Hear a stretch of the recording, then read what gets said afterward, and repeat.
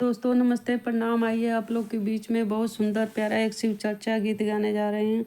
उजरल सहरा बसी जई हैं जवन रहिया शिव गुरु आई हैं।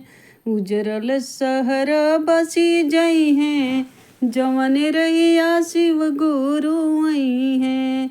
शिव गुरु आई है हो शिव गुरु आई है। शिव गुरु आई है हो शिव गुरु आई हैं। उजरल सहर बसी जई हैं जवन रहिया शिव गुरु आई हैं। तो जवन पोखरवा में पनियो न बाटे जवन पोखरवा में पनियो न बाटे ओमे कमल खिली जई हैं जवन रहिया शिव गुरु जई हैं। ओमे कमल खिली जई हैं जवन रहिया शिव गुरु जई हैं। उजरल सहर बसी जई हैं जवन रहिया शिव गुरु जई हैं।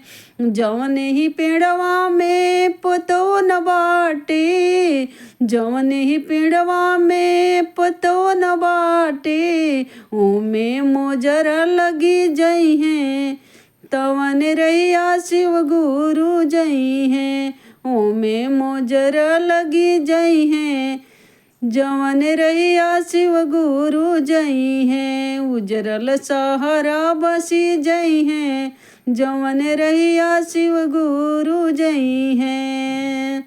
जवन नगरिया में केहू न बाटे जवन नगरिया में केहू न बाटे ओहाँ सहनाई बजी जई हैं जवन रहिया शिव गुरु जई हैं।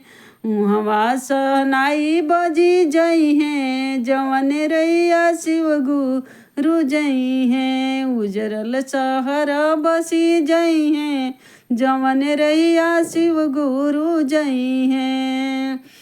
जेकरिया घरवा में होला शिव चर्चा जेकरिया घरवा में होला शिव चर्चा ओकर भाग जाग जई हैं जवन रहिया शिव गुरु जई हैं। ओकर भाग जाग जई हैं जवन रहिया शिव गुरु जई हैं। शिव गुरु जई हैं हो शिव गुरु जई हैं। ओकर भाग जाग जई हैं जवन रहिया शिव गुरु जई हैं। उजरल सहर बसी जई हैं जवन रहिया शिव गुरु जई हैं। उजरल सहर बसी जई हैं जवन रहिया शिव गुरु जई हैं।